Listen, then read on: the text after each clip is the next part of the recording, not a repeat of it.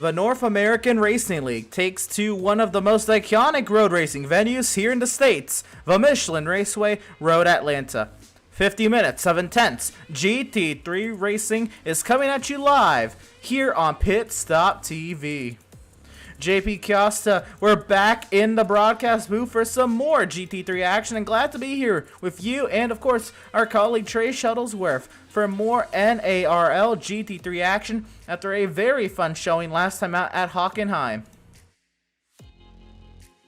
Yeah, at Hockenheim last week, it was an absolutely blast, and I'm just so excited to be back here at Road Atlanta, one of my favorite circuits on the service, one of my favorite circuits in real life.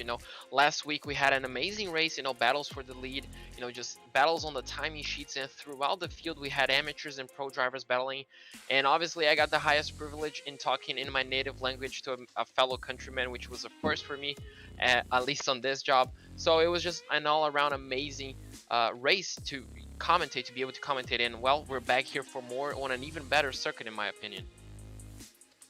Absolutely. Thanks for all of you for joining us this evening on our Facebook, our YouTube, Twitch, and Twitter platforms this evening. Once again, we're happy to be here in the virtual Brazelton, Georgia, here at Michelin Raceway Road Atlanta for round number 2 of 8 on the NARL season. And JP, we take a look at the track map. There's only one thing I can think of when we put sports cars here on the track here at Road Atlanta, and that's fun. There's so many unique features to this iconic American road racing venue. What more can you tell us about the challenge these drivers are going to endure tonight? I mean, when you compare to last week's round at Hockenheim, we see a completely different circuit. Hockenheim, obviously, it had a lot of runoff areas, so drivers could take, I guess, more risks overtaking, allowing themselves to go over the edge. Right here is a completely different beast. We don't have any runoff areas. Drivers are, they are mandatory to be precise on each and every single corner. Turn 1, a fast flowing right-hander, and then you have to line yourself for turn 2, and then the blind turn 3, 4, the S's, the deadly turn 5, and then just a small straight to turn 6, a 90-degree corner to turn 7, and then that absolutely massive straight where we're gonna see most of the overtaking, in my opinion, throughout the race as they go down the hill into turns 10A and 10B, the sequence, and then obviously up and down the hill into turn 12 to do it all over again for 50 minutes. I mean, as you mentioned, it's just a roller coaster, a fun ride for these guys, but it's not going to be easy at all. Absolutely, and what doesn't make it any easier is we take a look at the top of our standings, especially for the pro category. A tie at the top of the pro category. Of course, Jackson Resende getting the win last time out at the Hockenheim ring. Matthew Dench, though, had a great running there, puts himself in second. Fabio Zamperlini there in third. Scott Kimbrough fourth. Harry Wills fifth. Daniel Tenorio there in sixth. Aldo Secklin in seventh. Giuseppe Rivas in eighth. John Sedlak in ninth, and Ian Lake there, the top 10 in the pro category. But JP will also look at the amateur category, and the points gap, I guess, from first to 10th is pretty spread out, but I think from second through 10th, very, very competitive. Yeah, exactly. I mean, the tallies, obviously, it's only one round of 8, but still, some gaps are already quite big. We see, obviously, a 16-point gap between Chad Klinger and Joshua Benjamin, but it's just the first round, so drivers need to keep their head up high, and anything can change. We talked about how difficult this track is, but, it's just going to be so exciting to see how much the championship standings are going to change, even in the pro and the amateur class after tonight, because, well, it's just going to be exciting to see all that mix-up that happens after 2 rounds, and then obviously 3, 4, 5, and goes on. But, I'm just so excited for tonight. You mentioned rounds 3, 4, and 5, and I know you're very excited for when we head up, down to Brazil for, virtually, of course, to Autodromo Jose Carlos Passa for Interlagos there. August 5th, that's going to be a fun round there, and then we'll travel across the Atlantic and up north to Germany for the Nürburgring Grand Prix circuit. Most Sports, Azuka, Red Bull Ring, Donington Park to round out. But after Hockenheim start, Road Atlanta today, JP, this 8-race schedule, like we mentioned last week, scattered throughout the world, really putting the likes of like a world championship feel in only an 8-race calendar, but a lot of different racing venues that can really cater to one another's driving style. Yeah, exactly. It's a perfect description. We do have a lot of different racing venues. We do have 3, 4, 5 F1 racing circuit, so we know they're the highest grade in the FIA standards, but we also have some, well, not high grade, but still challenging. Road Atlanta and Mosport come to mind. Obviously, Road Atlanta hosting Petit Le Mans, so it's a really high stakes track. And Mosport, a challenging track, not something we usually see GT3 cars racing. We normally see other categories, but it's going to be so exciting to see. And as you mentioned, it feels like a world championship, a world tour for these guys. And well, I'm pretty sure most of them are going to be exciting. We do know that a lot of drivers are going to have home races, so some of them will be wanting to impress themselves and obviously their teams on those home races. But, this calendar is just going to suit a lot of drivers and should put that championship even closer to some drivers on some weeks. Yeah, absolutely. Definitely locations scattered throughout the schedule that drivers can look forward to as more of a home game, home race type of feel. But that's really what we have in store, of course, after last week at Hockenheim, and we really didn't know how that was going to play out. There was so much strategy to play out there. I'm hoping for a similar race, a very competitive race throughout tonight here at Road Atlanta, and being that we're at Michelin Raceway Road Atlanta, I expect nothing less. But we're going to step aside real quick. We're going to give our partners here at Pit Stop TV a chance to tell you a little bit more about themselves, and we'll be back with more pre-race coverage and into qualifying on the far side of this break.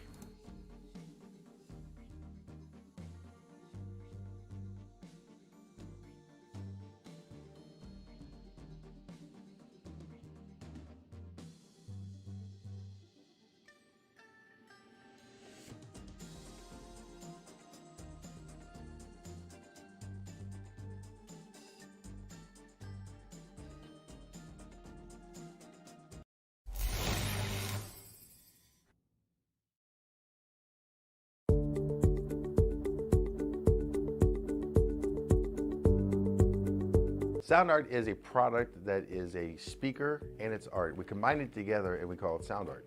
What makes it so unique that any picture can be your speaker? Sound Art gives you the high quality sound without the ugly speaker. This isn't a picture with a speaker, the picture is the speaker. Just imagine your wedding picture uploaded onto a canvas and now it's speaking 10,000 tunes. I mean, it's a very cool concept. What we like so much about it that you can take anything that means something very special to you, upload it on the canvas, have it hanging up in your room, your balcony, wherever you want to put it, and now it's a speaker. I mean, how cool is that? It's something that we have that and no one has. No one has this product. It's just a great gift to give anybody. It's just a neat concept. Around here we say, art never sounded so good.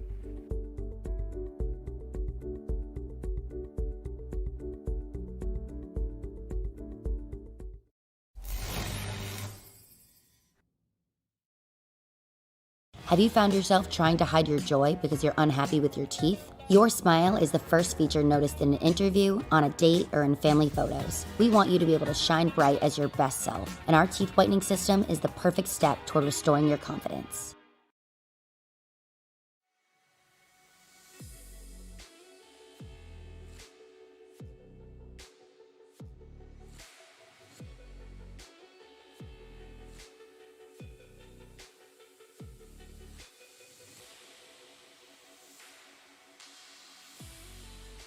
Welcome, race fans, back to Brazelton, Georgia's Michelin Raceway Road Atlanta. Living here, of course, on the iRacing.com motorsport simulations service. We're here for round number 2 of 8 of the North American Racing League primary first season here on the sim, and it's been quite the time. A lot of hype came into the series, of course, with the prelude to the series, the Streamer Championship at Road Atlanta a couple weeks ago. We already have a little bit of a background for some of these drivers heading into today's race.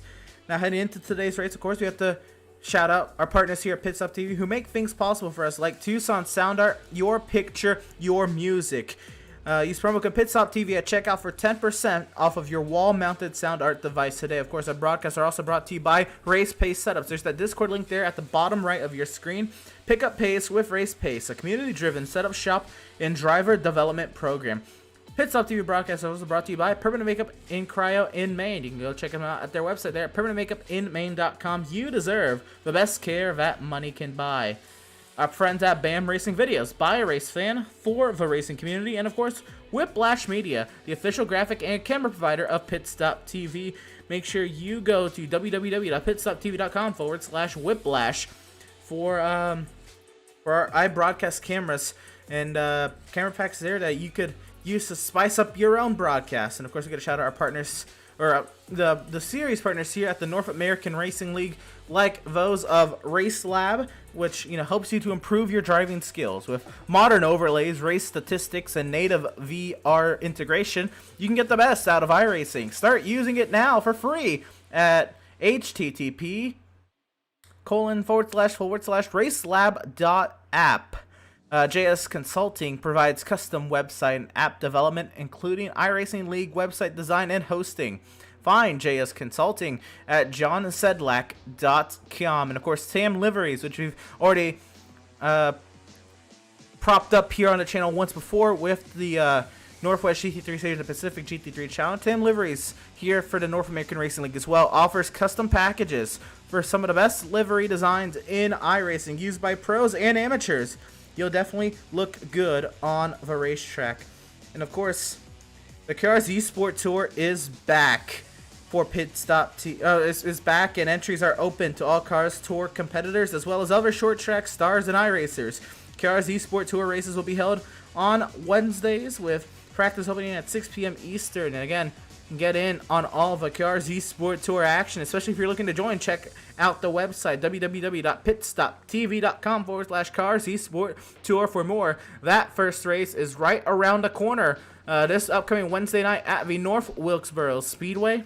I cannot wait to see what happens when we put some of the best real life short track drivers in the nation and the world, and some of the best short track drivers on iRacing head to head for a 6-race championship. That'll be a lot of fun there. But JP, we are now here at Michelin Raceway Road Atlanta. We're in the qualifying, and it's really time to get down to business. We see some of our drivers, most notably, working their way around the track. Let's see if we can catch up with Jackson Resende, who's working his way on his warm-up lap right now. So obviously in qualifying, nerves are through the roof. Drivers obviously are going to be pushing the car to 110% in order to get extract the most time as possible from the track. And I'm pretty sure Jackson Resende is one of the few drivers that actually carried on the same car from last week. I'm pretty sure he was on the BMW as well. We see some other drivers that have changed, like Dench. Dench has changed well. Resende also already goes up top, but look at that gap. 0.03 of a second. That's pretty much the gap that we saw last week, and that's pretty much the gap that I'm expecting to see throughout the season between these two. And well, I mean, if that doesn't get you excited for the race, I'm not pretty sure what will. Absolutely, and Jackson Resende, of course, working now on his second qualifying lap up the hill. Look at him catch some grass there on the inside of turn 5. Now, JP, I don't quite know what the qualifying scrutiny is, but I believe even if you put a tire off in the grass like that, if iRacing detects that you are off track, that is an invalid lap time. Yeah, exactly. But I'm pretty yeah. If you put 50% of the car over the detection zone, iRacing will consider that an off track, and obviously your time will be deleted. Your time won't count for anything. But that turn 5, you really do have to ride out that curb in some cars, especially on GT3s, to get the most time as possible. Obviously, some cars are more sensitive to that, but not the GT3 car. So Jackson Resende showed us how to extract the most time as possible, but we all know how deadly that corner can be. So if you just get that slightly bit wrong, it will essentially destroy your car, as you will be thrown out. And in danger, right now he responds, and look at that gap once again. 400s. Can Resende respond within this lap? Yes, he can. Well, look at that. Just back-to-back battles for pole. This is phenomenal stuff. Great stuff. The great battle we had last week already carrying over, JP. Qualifying is one thing and race is another, but if we're trading times like this in qualifying, and look at the gap, by the way, just under 2/100ths of a second, 19/1000ths. The gap right now between the top two in qualifying. Could this carry over to the race? Well, if it does, I mean, we're bound to have a fantastic race. Doesn't matter who's in front. We will know that the guy behind, just has the exact same pace. So it could play dividend for strategy and obviously for pace. But I mean, that gap is just so exciting to see. And even if you look further back, I mean, 4th and 5th, Secklin and Trevor, in the same tenth of a second. Look at 6 and 7, 1,000 of a second difference. So the grid is extremely close throughout the field, not only for pole. Yeah, absolutely. Great racing all throughout the field, not only in, of course, the pro category, but the amateur category as well. And the amateur category right now headed by, trying to make sure I get this correct and credit the proper driver, Chad Klinger right now, the driver at the top of the amateur category. So Campbell crosses the line. We'll see where he ends up there. But Chad Klinger, the highest running amateur driver right now in qualifying, and it is Resende holding station at the top of the charts. Yes, Resende is up there, and we continue on. Chad Klinger, the highest running amateur driver, down in 17th position. We saw last week, though, we had Joshua Benjamin up in the top 10, so this is very interesting to see the amateurs, the Vistar down the running order. Actually, it is 13th in category, if I'm not mistaken. Yeah, it's interesting to see because obviously, as we mentioned, these tracks are completely different from one another. Road Atlanta, I feel like it's one of those tracks where you just have to build confidence, and as soon as you make a mistake on this track, you're going to probably end up in a wall, and that's going to hurt your confidence quite a bit. And the only way you can get that confidence back up and the pace is just by driving quickly and getting over, your mistake. But, just like that, and something that we also mentioned on the pre-race show, Klinger is 10th on the points on the amateur standings. And just like that, he finds himself on the provisional pole for his class. So it's just amazing to see how quickly, the balance can swing from one track to the other. Obviously, Blake Scott is in second place on the standing, and he is second place at least for now in qualifying, so consistency at least from that point. But it's just so interesting to see how the momentum swings from track to track as drivers do get accustomed to, and obviously sometimes just the track just favors the driving style. Absolutely. Carrying on here, Alonso will cross the line. Does he improve on that lap? He actually does go up to 23rd quickest overall there. There's Alonso crossing the line, and he'll come to stop here after the start finish. Looking around here, trying to see Bruno Alcaraz is off in the grass. I assume he's already finished his qualifying attempt. He's actually on his 5th lap, so he has completed his qualifying attempt. So qualifying basically at a close as is, because everybody set times very early. And there's no other drivers out on track actively trying to compete for qualifying time. Yeah, looks like some of these guys are just going to get some extra track time. Obviously, on a track like this, it's just as important. You can get accustomed to your car, see how it reacts. You can just take extra risks because your time is already over in qualifying. So this is just free mileage for you in your car. And, well, some of these guys will take that, for free. Obviously, it's just, again, extra track time, free practice, and could help out in the race. You never know. Absolutely. So while we have this quick break, we're going to step aside one more time, and we're going to see here how everything unfolds for the race coverage here of the NARL round number 2 of 8 here at Michelin Raceway Road Atlanta.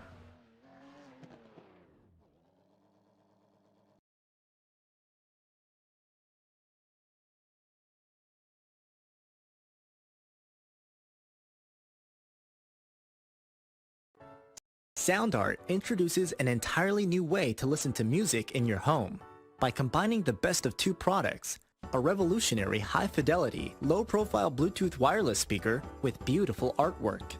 Select from a library of artwork or upload your own photos to personalize your experience. Sound Art ushers in an era of invisible, beautiful, and amazing sound throughout your home and redefines your entire entertainment system.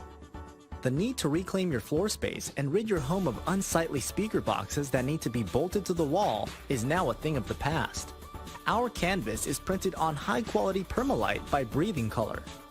And select from our gallery or upload your own. Standard sizes include 16 by 20 and 18 by 24 canvas wrapped. Custom sizing is available, as well as surround sound options.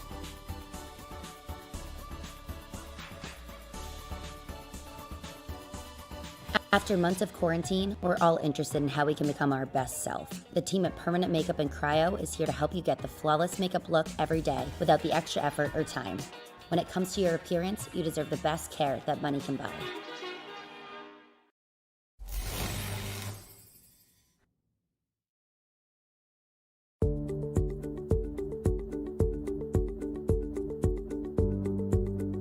Sound Art is a product that is a speaker and it's art. We combine it together and we call it Sound Art. What makes it so unique that any picture can be your speaker?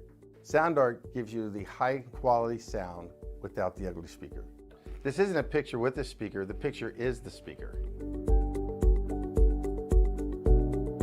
Just imagine your wedding picture uploaded onto a canvas and now it's speaking 10,000 tunes. I mean, it's a very cool concept. What we like so much about it that you can take anything that means something very special to you, upload it on the canvas, have it hanging up in your room, your balcony, wherever you want to put it, and now it's a speaker. I mean, how cool is that? It's something that we have that and no one has. No one has this product. It's just a great gift to give anybody. It's just a neat concept. Around here we say, art never sounded so good.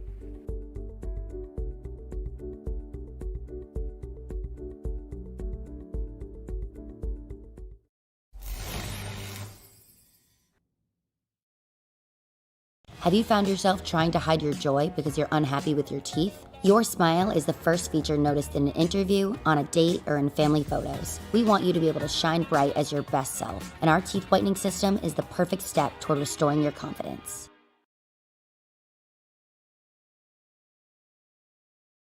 Welcome, race fans, back to the virtual Michelin Raceway Road Atlanta. And JP, we're here and getting ready to get going here at Michelin Raceway Road Atlanta. It's I think we're getting ready to go green here.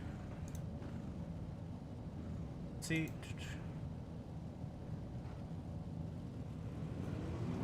No, we have a pace lap. My apologies there. I was a little confused there because I thought we were getting ready to go off the grid. I'm like, oh, I was not expecting that. But we are we're okay now, JP. Let's go ahead and roll through our starting lineup, shall we, and see where everybody is heading into this race.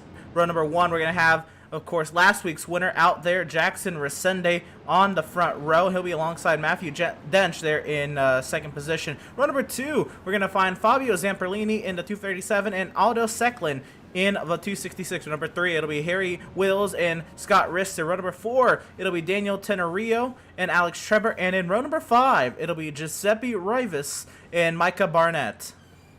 In row number 6, we do have Shane Keiko in the 243 and Tyler Campbell in the 233. In row number 7, we do have John Sadlak on the 203 and the 202 of EJ Nixon on the 14th place. On row number 8, we do have Greg Fullwood and alongside him Bruno Alcaraz on the 16th place.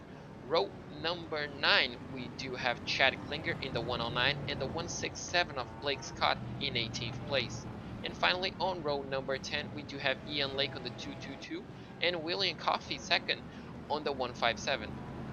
We find our way back to row number 11. It'll be Josue Manriquez in 21st and Armando Bejaron there in 22nd. Back to row number 12. It'll be JP Alfonso and Tyler Graff. Row number 13. It'll be Stu Leslie and Federico Tamayo. And in row number 14, it'll be Philip Rainier and Sean Patterson. Back to row number 15, it'll be Joshua Benjamin and Mark Scott. And in row number 16, Mike Braun, Clarence Rosa, and at the back of the grid, it'll be the 184 of WFR Mayo Jr. So 33 drivers ready to do battle here at Michelin Raceway Road Atlanta. We're working our way through the long back straightaway now. Let's take a look at the weather coming into today's event. And how about it? It is 71 degrees, the track temp, 68 degrees, the air temperature. A fairly cool racetrack for these drivers tonight. Winds 6 miles per hour out of the northwest and fluctuating. We are getting ready to get to racing action here. It is Jackson Resende on the front row. Matthew Dench alongside VIRacing.com safety car is into the safety pit lane, and we are green from Road Atlanta.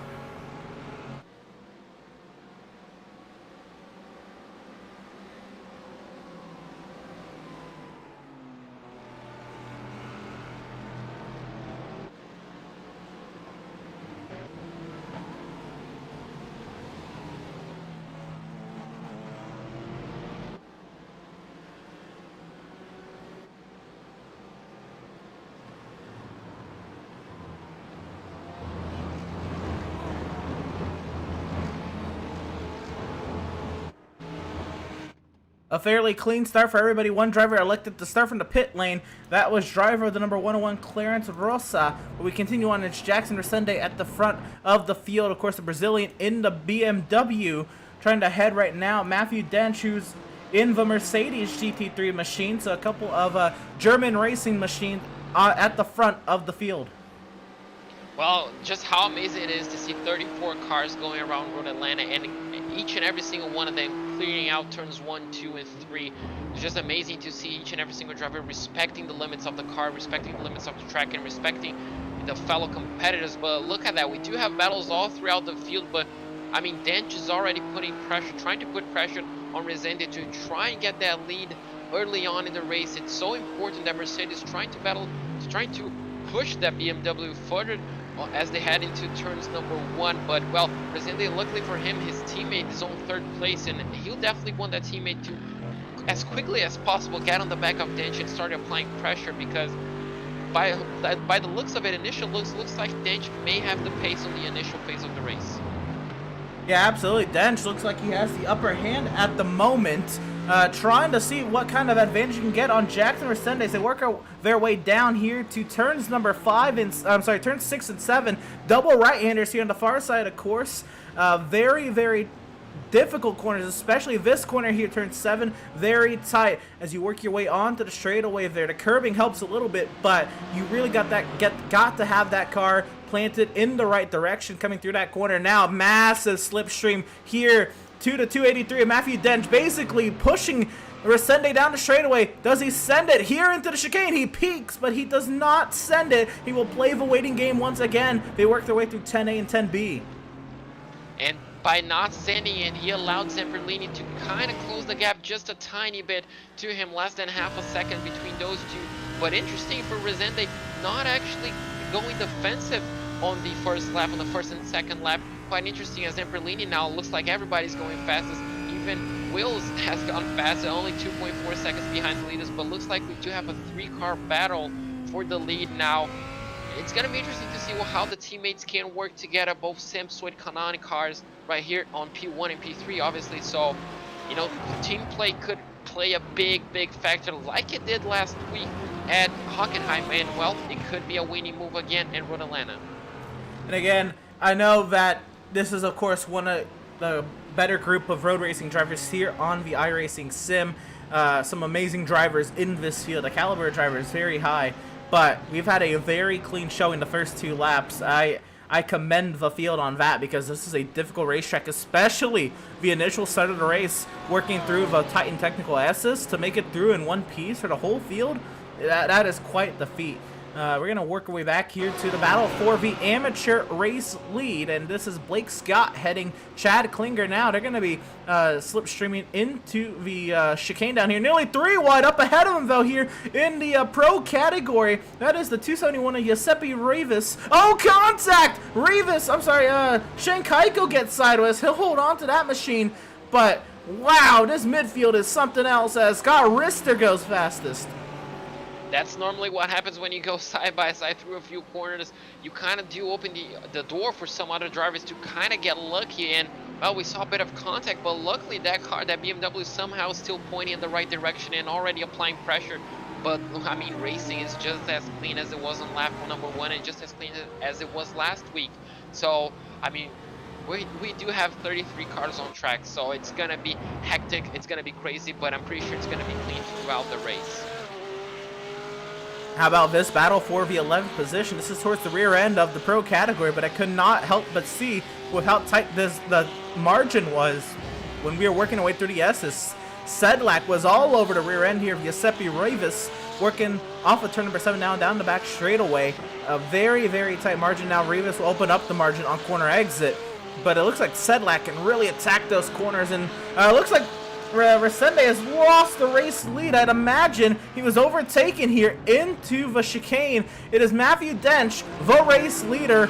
Now he's got the teammates now lined up nose to tail, and they can try to orchestrate an attack to get right back to that race lead. Resende now, I'd imagine if he's not in too much of a hurry, he can take this time to kind of study Matthew Dench.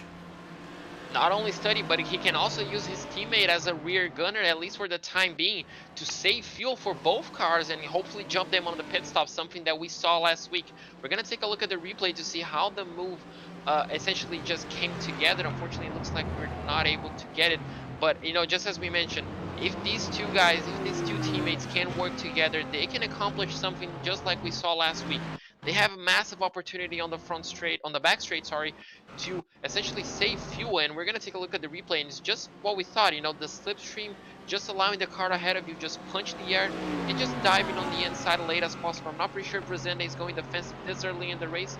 Looks like he's not. He sticks to the racing line and just allows Dench to go down the inside. He's not fighting too hard. You can see he even brakes a little bit earlier to get the car clear and take the racing line. So looks like Resende is comfortable enough to not have track position, at least for the time being.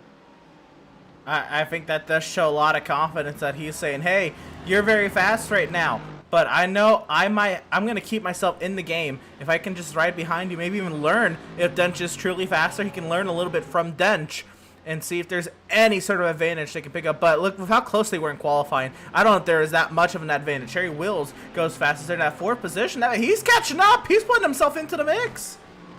Yeah, I was just looking at it. At the end of lap 1 and 2, he was 2.4 seconds back. He's already 1.3, 1.2 at this point, looks like. So he's catching up. He's allowing these guys to reel him in, essentially. Those battles definitely allowed him to close the gap, but, well, posting the fastest lap while those guys ahead of them have cleared air just shows that, well, he's not here just, you know, just to look at a battle. He's here to actually get on the fight and probably get on the podium. Now, Zamperlini obviously has to keep an eye out on his rear view mirror to essentially keep that Mercedes on the back bumper, essentially, because he needs to help out his teammate, but obviously he wants that podium finish once again. Absolutely. And Harry Wills, you know, with the help of the slipstream here through down the long back straightaway, could really play a factor here as we get tight down to here into the chicane. Looks like Zamperlini has lost a little bit of touch there to Resende, but because the car selection is open, but because the setups are fixed, oh my goodness, it is tight back here between Alex Schreber, Aldo Secklin, Scott Rister, Daniel Tenorio, and Tyler Campbell, and Micah Barnett. My goodness, this pack back here for the 5th position. Matthew Dench goes fastest in the race lead. But what I was saying here is because the setups are fixed, if a car just suits your driving style with the same setup, it can really... this could really play into somebody's favor as opposed to maybe running the same car all season long, and maybe Harry Wills is using that to his advantage tonight in his McLaren. I'm sorry. Not McLaren. He was in the Mercedes. Always, we do have a spinner on the exit of turn 5, so that massive train unfortunately got... Oh my goodness! Oh, a massive crash. That was the spinner I was talking about, and looks like he was just stuck on the exit apex, essentially, and unfortunately for him, like he got massively T-boned on the exit of turn 5. Oh my goodness. We're gonna take a look at a replay here. And we'll get a chance to catch our breath. That was something else. So this is Tyler Campbell in the number 233 Porsche. He's right there, right on the rear end of the Friday. I believe that is Tenorio in the 291. They work their way through the S's. Oh, looks like everybody... Is Campbell... Oh, I think he pushed a little hard in the 5. Had to check up big time. Got sideways through the corner. Clipped the exit curve. Oh my goodness, there's nowhere for the field to go. Up in the air. Big time air for Tyler Campbell. Yeah, absolutely nowhere to go. I'm not pretty sure what was the right move. Maybe just dashing forward. But obviously at that point, you know, it's a blind just going up the hill, and oh, it's just so unfortunate to see that, you know, obviously 2 cars essentially tangling up. And we're going to take a look at the onboard here. As you can see, just up ahead of him, the Mercedes is going to lose a bit of grip as they head into the downhill. As you can see, there just snaps a bit, and that's going to allow everybody to kind of close together and check up. And, well, he just goes, looks like, on the marbles and just loses the car by himself, and then he just stops. And, well, at that point, oh, he tried to engage reverse gear, but unfortunately not quite quick enough.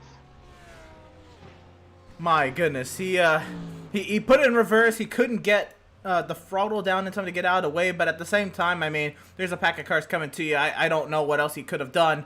Just very, very rough timing and a wild ride for Tyler Campbell. Now, there is faster pairs for this series, so he should be okay to rejoin the race, but because he had to tow, his competitive night is relatively over. As Harry Wills, my goodness, goes landscaping out of the final corner. Yeah, exactly. He's definitely pushing the limits to keep up with Zamperlini at this moment in time. He's keeping up with touch. Zamperlini losing a bit of touch to Resende, and Resende keeping himself within that 0.7 of a second. You know, not quite as close as we saw Dench on the first few laps. So definitely interesting if he can keep. Obviously, he cannot lose touch. I mean, he cannot afford to lose touch. At least looks like for the time being. But if as long as he keeps himself within a second, I'm pretty sure he's gonna have the slipstream effect. So that can help him essentially get a few tenths of a second back on the back straight, but these guys I'm pretty sure are going to go at it because Zamperlini losing that touch to his teammate, and Will's definitely in contention to try and challenge for that podium. Absolutely, trying to keep himself in contention here, keeping himself in the slipstream with Zamperlini. And, oh, we got another vehicle stopped on the racetrack. That is Chad Klinger off in turn 5 once again. Calamity corner there at the bottom of the S is turn 5. Chad Klinger, the next victim. Oh, and that's big damage. He has damage on the front splitter, but you can see the car was already missing the back part of the glass that covers up the engine. Oh no, and another spin. Oh, so looks like that suspension might just be gone for Chad. Unfortunately, he has to tow, so a big incident. Unfortunately for him, he was on pole for his class, and well, that's just how quickly the race can essentially go down the drain in Road Atlanta. It's just a non-forgiving racetrack. We're going to take a look at the replay, and that's going to be turn 5 again. That's probably going to strike a back on some drivers, as you can see, just going down the hill up to the S's, and then as soon as he gets turn 5, oh, he loses a bit of it on the entry. Does he get collected? Yes, he does. So, oh, that's how the suspension essentially got killed there, and that caused a later on spin. So once again, Chad Klinger, he was doing relatively well for himself. Remember, he qualified in the front of the amateur category, so he was doing really well in his particular category, but some trouble there down the bottom of the S is for Chad Klinger. And if you know iRacing's damage model, you know how detrimental it is if you get hit in that in the rear tire. That is pretty much game over for your car. We'll ride now in car here with Chad Klinger. But I know, JP, if you've competed in any sort of sports car race on iRacing with the updated I guess physics to damaging, those rear tires are very sensitive when they get contacted by another vehicle.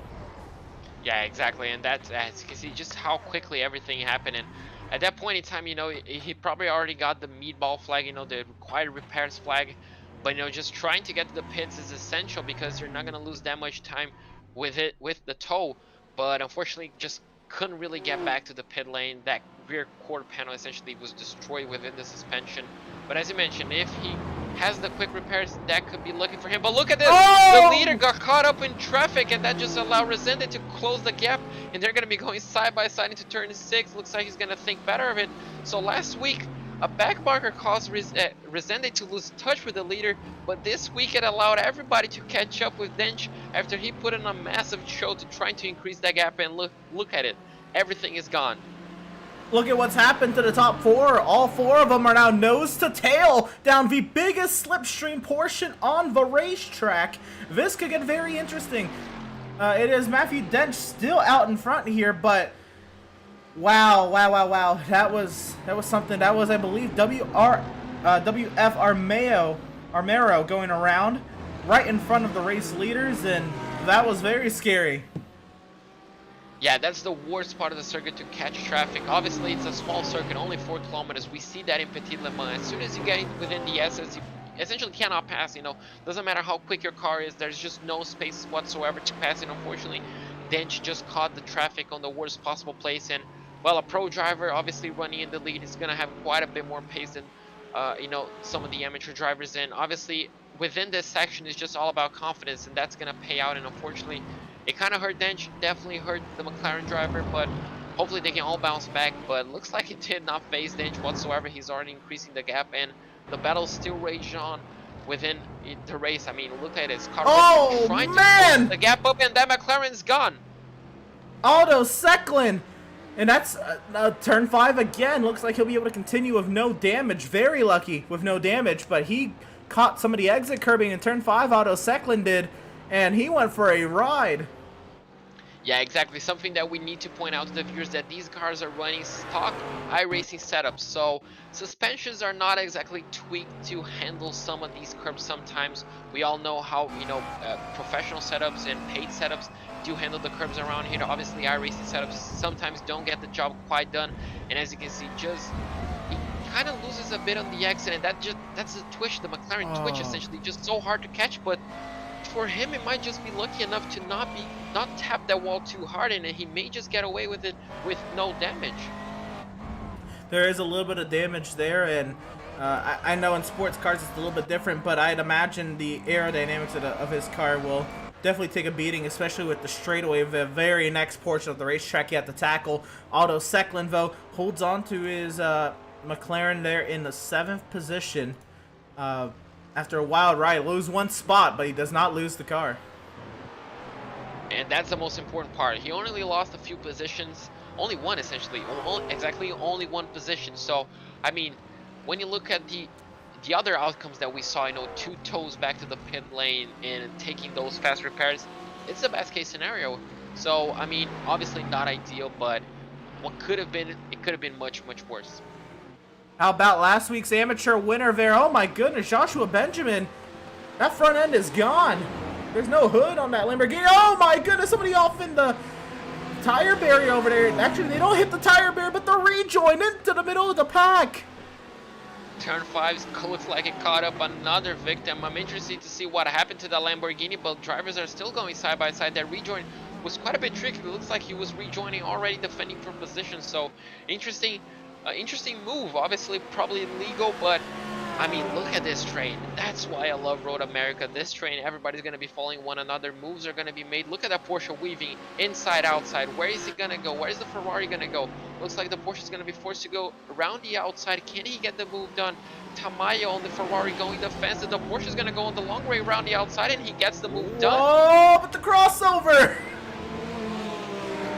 Woo, side by side coming down the hill through 11 and now 12. Getting on the curbing is the Ferrari contact. The Porsche's in the grass, 3 wide down the straightaway. Here comes the Mercedes. What a move from Tyler Graff. What a move, just so opportunistic. And Oh he gets no! 2 spinners unfortunately coming together down into turn 1. Watch out, boys. Mark Scott unfortunately came out worse after battling and going side by side through the chicane. Unfortunately, Philip Ranieri also gets caught up in that instant, but what a battle. We've got a lot to unpack here. We're going to take this replay all the way back to the chicane. That was something else. Trying to see here. Yeah, this is onto the straightaway here. We'll ride on board. Let's take a pic. We'll ride on board with Graff first, because that was amazing, the move that Tyler Graff made to get through this field. Right on board here, and you kind of see the overtake going on right up ahead of him. This is Joshua Benjamin, the Lamborghini directly in front. The side-by-side battle up ahead that we saw live. The Ferrari of gets the undercut there, or sorry, the crossover down the hill. Now they go side by side. And look at Tyler Graff, massive slipstream, and look at him make 3 spots in one go. Wow, that just worked out to perfection. The Lamborghini went perfectly on the inside, and that just opened up the massive gap that he had. And well, that's how you get the job done. Perfect race awareness, and then obviously the small contact between Philip and the Porsche. But I mean, it's just something that we're used to seeing. That's, I guess, what everybody loves Road Atlanta, is just those opportunities for moves. We saw the amazing battle that Tamayo had with the Porsche, and then, well, look at how it ended up. And I mean, this is why we love Road America. This is why we love road racing. Absolutely. Once again, there's the overtake in front of your screen. We're trying to get it focused there, but we'll get a blimp here. We're trying to see all of this unfold. And right there's the crossover from the 112 Ferrari of Frederick DeMaio to the inside. A little bit of greenery there covering the view, but here comes Tyler Graff just flying right through this, like right through the middle. Tyler Graff goes. That is insane. And here we go into turn 1. Oh man, just they meet in the middle of the corner. Really not either driver's fault. Yeah, exactly. Just a racing incident in my point of view. It's just so difficult to judge. Obviously in turn 1, I guess we could go the same way as saying it was similar to Max Verstappen and Lewis Hamilton at the British Grand Prix. You know, it just could go on within one another, but at the end of the day, it might just be a racing instant. But looks like we do have a few of the leaders already coming down into pit lane. Looks like the undercut, Fabio Zamperlini going for the undercut. This could be interesting if he comes out on clear air. If he comes out on traffic, this could really, really hurt him on the long run. Yeah, you got to think right now, where is he going to come out? And even if he's in traffic, you got to also think, is he with damaged cars? Is he with clean cars? Of how crazy this race has been. Zamperlini will come out behind Stu Leslie, but ahead of a couple of the spinners in that turn 1 melee. So he'll rejoin in the 21st position. He's got about 2.5 seconds of the car up ahead of him. But then he's got a 3-car train here with DeMaio, Alonso, and Leslie. I was gonna say he got quite a good pocket of air ahead of him, but this 3-car battle, if they go side by side as they are on turn 6, ooh, yes. Well, that's gonna lose them time, and that's gonna allow Zamperlini to catch it. I mean, look at how quickly he's catching them up. So not gonna be quite ideal having to navigate 4 cars while your teammate, you know, probably needs your help a bit on the front. We're not really sure how the team orders or team games are playing around here, but we do know that obviously having your teammate close by and acting as a rear gunner, as we do have a spin on, looks like the S's. So, oh, that McLaren strikes once again, and he does does really well to avoid rejoining the racetrack, but I mean, that McLaren is just struggling to keep on the racetrack. Yeah, that McLaren now heavily damaged there, and we'll get a replay of the unfortunate event that happened here to Otto Secklin, and this one might require the fast repair if he still has it, hopefully. Yeah, that was quite a big chunk to the concrete wall, and well, we know how big the damage can be, but as you can see, just manages the curb on turn 3 really well, and oh, looks like he just got on the curb on turn 4. Now, does he back up? Yeah, that was quite a big hit, unfortunately for him, and he does well to stop, now rejoin the track, waits for 3 cars, and then quickly rejoins once again.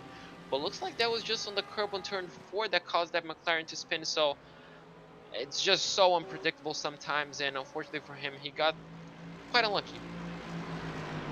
We're going to rejoin this battle right here, and this is Harry Wills in the 3rd position, under attack from the Texan, Alex Treber in the Mercedes. I think this is Mercedes on Mercedes action right here. It is, through VS's, Treber trying to find his way onto the podium, and of course this is not factoring in Zamperlini and where he strikes, where he comes out, where he cycles out through his pit stop. But this battle for the 3rd position is really heating up. Yeah, really heating up. Willis, unfortunately, looks like he's losing a bit of pace. He was on paces at one point in time with Dench and Resende, but it looks like right now he's going to have to switch from attack mode to defend mode. And Trevor, well, he is looking really racy. They're on the same car, same setup, so he's going to be benefiting a lot from the slipstream. Wills tries to go defensive. Trevor, on the last possible second, goes on the outside, and looks like he's going to have a car clear even before the braking zone, but Willis is not going to give that up so easily. Can they go side by side? Yes, they will. Can they both come out cleanly? Yes, they will once again. Fantastic racing now to the far side of the course and onto the front straightaway. Trevor on the right side just gets the 3rd at the scoring loop at the start finish, but still side by side in the 1. Neither one of these drivers giving up. Looks like Trevor will clear to 3rd position, but what a battle that was, side by side, down the straightaway, through the chicane, through the right-handers, onto the front straight, and into turn 1 before Trevor finally got cleared of Harry Wills. Did a perfect job to kind of just squeeze Wills up tiny bit too wide on the exit of turn number 12, but you know, just perfectly clean move, and unfortunately Wills had to yield at that point in time. But well, roles are reversed right now. They're gonna exit turn 7 in a couple of seconds, and well, we're gonna see it happen all over again. Looks like Wills unfortunately lost a bit of the apex, didn't quite hit the apex correctly, so he's gonna lose a bit of time, but you know, in a few laps time, if he can close the gap, it's gonna be roles reversed. So I mean, we could be seeing another move happen soon, but look at these two. I mean, within a second throughout the race, Dench just pulled out 6/10, 7/10 of a second, but inseparable.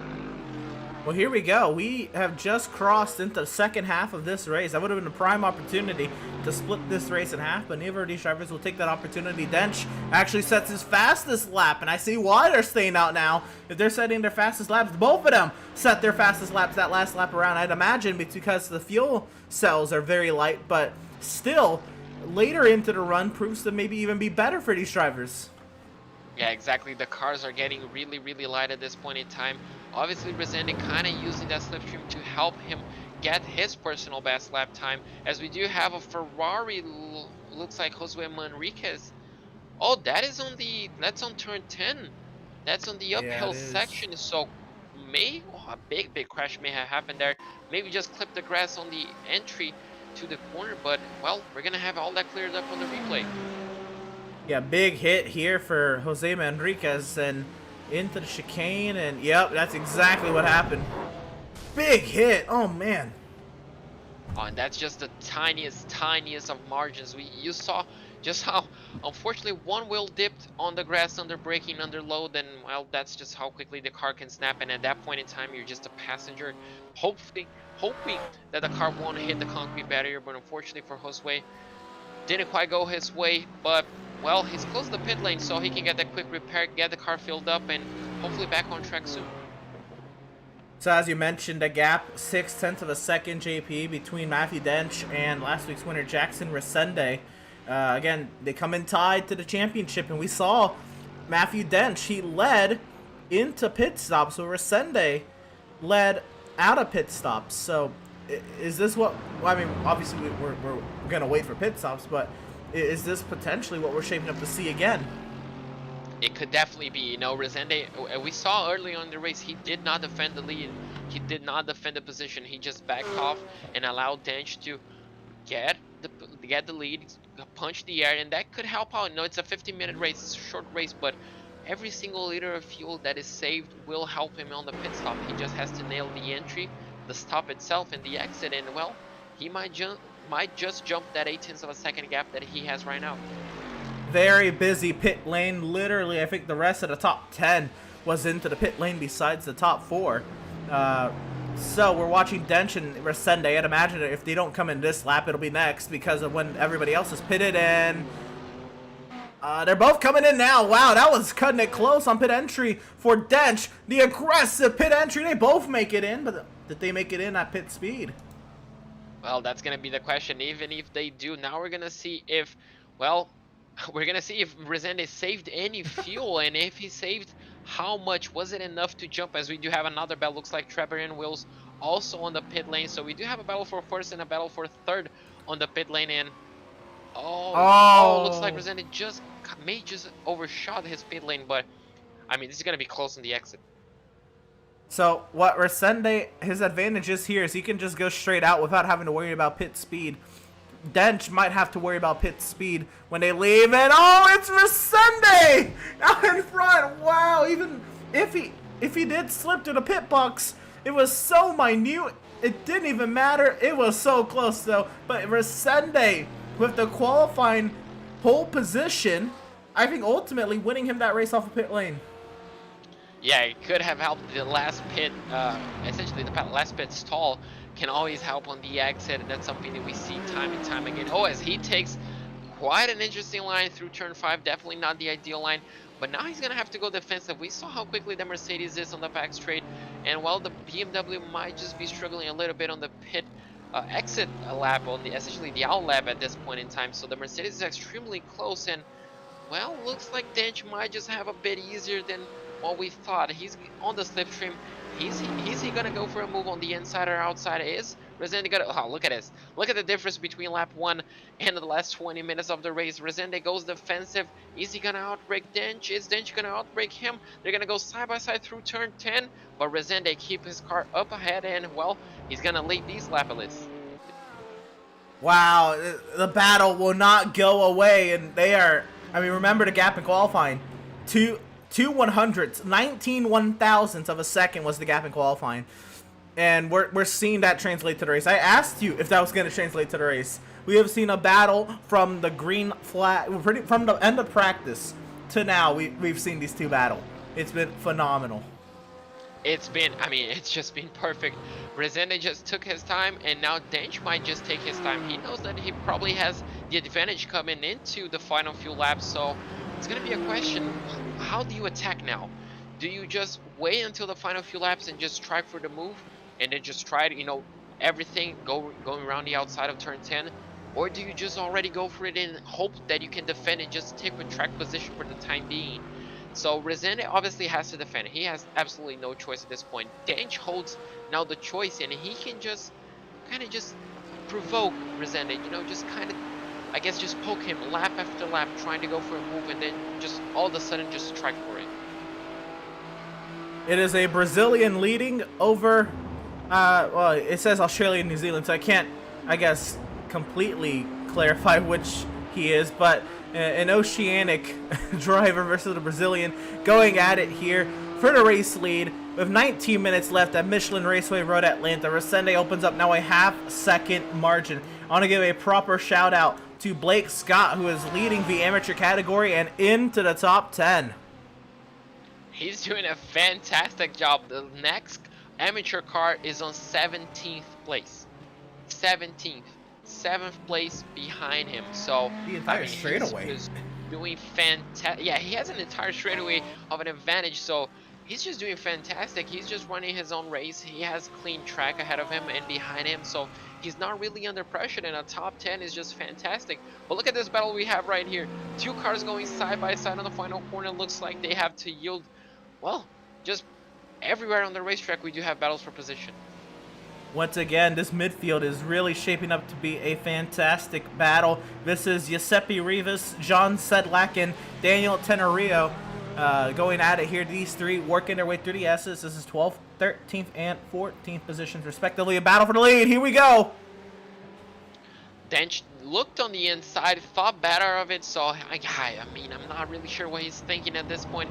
Is he trying to go for a move? Is he trying to just get on Resende's head, just saying, without saying anything, look, I'm here and I'm gonna go for a move eventually, so keep your eye open for me. So I mean, just look at how much that Mercedes is gaining on just a small straightaway. So I mean, I'm pretty sure he just has the horsepower, he just has a straight line speed on that Mercedes car, and unfortunately Resende looks like he's gonna catch up traffic on the worst part of the circuit. So this could come in handy for Dench if he can line up move properly on the exit of turn 5. Absolutely. Look at all this lap traffic. I think lap traffic, which driver can get through lap traffic the best is going to win this race. There's just so much of it, and there's not that many overtaking opportunities. And of course, there's the clear one on the straightaway, but it's not like we're prototypes against, GT3 cars. This is GT3 on GT3 action. These drivers, they will hold their own on the straightaway. Yeah, exactly. These guys will have to respect the blue flags. I'm pretty sure Resende will be flashing a few of those lights to allow him, but that's not something that you want to see when you're the leader. You want to see two back markers going side by side on the chicane when you're defending for your position. That's definitely the last thing you want to see, because if these two come together, the first car that's going to be on the scene is going to be you, and you definitely don't want that. Luckily for him, they cleared out before he gets to the chicane, but oh, look at it. Is he going to get held up? He does. It looks like he takes out Capone, and he goes round as well. Oh my goodness. And I said lap traffic and the drivers that can get through lap traffic the best was going to win or lose this race, but this was not what I intended whatsoever when I said that. Oh man, that is very that's race ending there for Resende, because even if he can come back around and grab that faster pair, his competitive night is over. We're gonna take a replay to get, I guess, the entire situation in perspective here before we get all opinions out on it. But JP, just Resende catching traffic, it's so tough. The speed difference, and he was trying to get out of the way, just did it too early. Oh yeah, I mean, it's heartbreaking obviously seeing a driver crashing out the lead, but it looks like it was just one instant following up one another. We saw, he tangling up with the back marker, but looks like as soon as he got that car recovered, looks like Dench just gave him a small nudge on the back bumper essentially, and that just eventually led up to the crash. We're gonna see an onboard of him, and you're just gonna see. So he comes out. Obviously, he gets a better exit as here. It looks like the back marker starts to just lift off during the corner. So that's definitely not where you want to lift off. That's definitely not what you want. Oh, and as you can see, he gets the car under control, but looks like Dench just kisses him on the back bumper. But that Porsche behind him, just so lucky also to not get tangled up in that instant. So I mean, two separate incidents that happen essentially at the same within the same second. Now, I'm going to take another replay of it, and I feel this is definitely worthy because this is, of course, the battle for the lead. I want to see what Matthew Dench saw and, you know what kind of a time, if he had any time, to try to miss Resende or what happened to Resende ultimately. I think there was contact between these two, but we'll see here. And if Dench does have damage, I mean,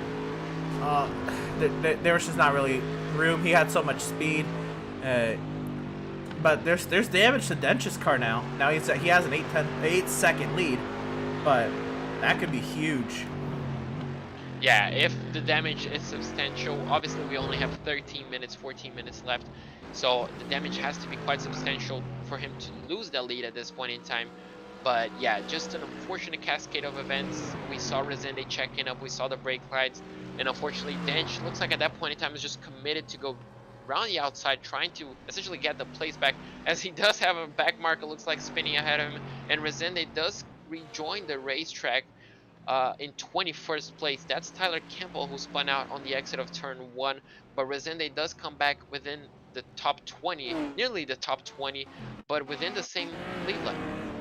Let's check in on our astronaut of the night, Tyler Campbell, who went to the moon earlier today in this race, not having a good night. Again, the leader was hounding his rear end here. Actually, not even. The leader was a car behind. But in the turn 1, a little too much rear brake or a little too much speed into the entry of the corner. Yeah, that car is already was loose already on entry by the looks of it. So unfortunately, he was just trying to catch up the car at that moment in time, and unfortunately, not enough road, I'd say, and just a bit too much lack of grip at that point in time. So unfortunately for Tyler, definitely not his night tonight. But yeah, Dench still on the lead with 8.2 seconds in. Well, he finds himself on a similar situation. We saw a few laps ago a back mark on the final corner. That's definitely not ideal, but looks like at this time, in this lap, looks like he gets it all cleared.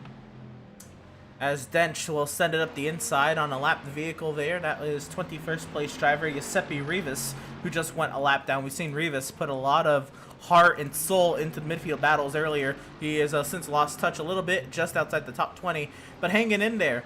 About hanging in there, our astronaut-in-chief Tyler Campbell has decided to call it a night. Along with him calling it a night tonight, Aldo Secklin, Sean Patterson, Greg Fullwood, all out of the race.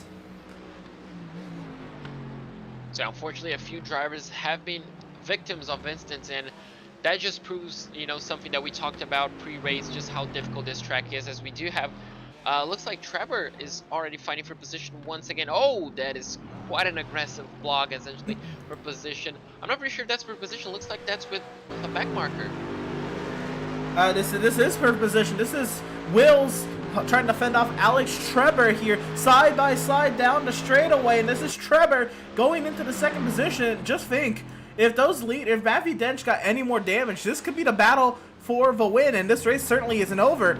But the side by side and the importance of this battle has jumped up of another notch. This is now Wills getting back out in front of Trevor. That was brilliant. He was getting overtaken on the straightaway, but Harry Wills is able to drive it deeper into the chicane and kind of get the run off the turn 10B and keep himself out in front of Alex Trevor. Trevor will have to try to find another way around. Well, he's just going to have to be patient and wait once again for the same opportunity on the back straightaway. He just has to get a good exit out of turn 7.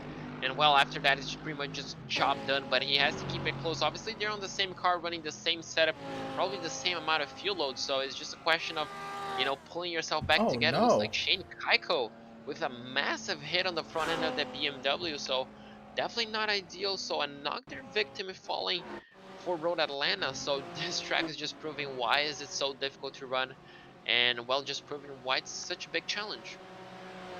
Shane Keiko, big damage, I'd imagine. Oh, he's been driving with it for a little bit, so I don't really know what the case is here. Maybe just Kaiko. I don't know, but this is live. He's since rejoined the racetrack. He's ninth with that badly beaten up car. That is crazy.